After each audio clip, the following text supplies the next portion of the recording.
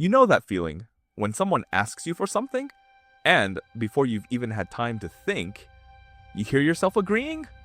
Not because you really want to, not because it feels right, but because saying anything else feels uncomfortable.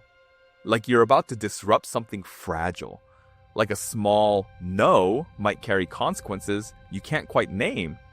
There's a certain kind of person who moves through life like this, quietly accommodating, adjusting, making space for others even when it costs them something. And from the outside, it often gets labeled in simple ways: kind, easygoing, maybe even a little weak. But that interpretation misses something important. Because this isn't about weakness, it's about pattern. And the pattern becomes clearer when you look at something most people never think deeply about: the power of saying no. Not the loud, dramatic version, but the quiet, internal one.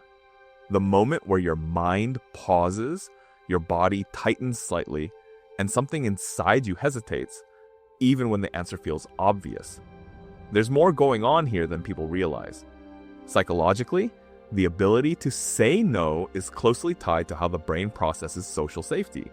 Studies in behavioral neuroscience show that for some people, social rejection activates the same regions as physical pain. The brain doesn't just register they might be upset, it interprets it as a form of threat. So when you say yes automatically, it's not always a conscious choice. It's your nervous system trying to keep you safe, to avoid conflict, to maintain connection, to reduce uncertainty. Over time, this becomes less of a decision and more of a reflex. And it usually doesn't start in adulthood.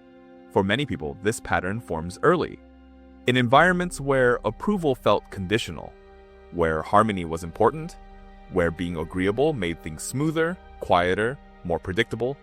The nervous system learns quickly in those conditions. It begins to associate saying no with risk, even if that risk is subtle. A shift in tone, a moment of tension, a withdrawal of warmth. So it adapts. It chooses the path that keeps things stable, and that adaptation can follow you into every relationship that comes after. But it's important to understand, this isn't inherently good or bad.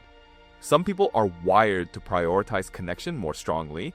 Others are more comfortable with tension and independence. Neither is more evolved. Neither is more correct. They're just different ways of navigating the same social world. What's less obvious is the trade-off, because the same sensitivity that makes someone attuned to others' needs can also make them lose track of their own. The same instinct that preserves relationships can quietly erode boundaries. And over time, that creates a strange kind of distance, not from other people, but from yourself. There's a paradox here that doesn't get talked about enough. The more consistently you avoid small moments of discomfort, the more likely you are to feel a deeper, harder to explain kind of exhaustion later.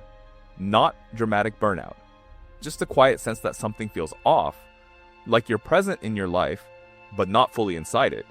And yet, none of this means something is broken. It means your system learned to value connection in a very specific way. It means you developed an ability to read rooms, to anticipate reactions, to keep things steady when they might otherwise feel uncertain. That has value. It always did. The shift, when it happens, is usually subtle. It doesn't come from forcing yourself to become someone else. It comes from noticing those small moments, the pause before you answer, the slight tension in your chest, and letting that awareness exist just a little longer. Not to change it immediately, just to see it clearly. Because sometimes, understanding the pattern is the first time you realize you even have a choice. And if this feels familiar, there are other patterns like this, quiet, invisible ones, that shape the way you move through the world in ways you may not have noticed yet.